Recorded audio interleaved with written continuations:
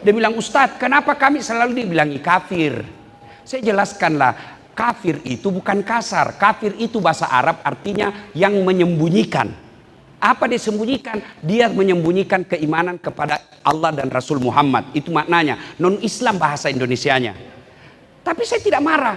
Bapak sebut saya sebagai domba-domba tersesat. Saya tidak marah.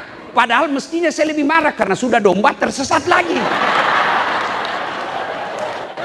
Tapi saya tidak marah, Pak. Tidak marah saya. Iya. Biasalah yang begitu. Jangan baper. Ya. Nah, sudah. Nah, makna terpenting dari halal bihalal ini uhuwah, persaudaraan.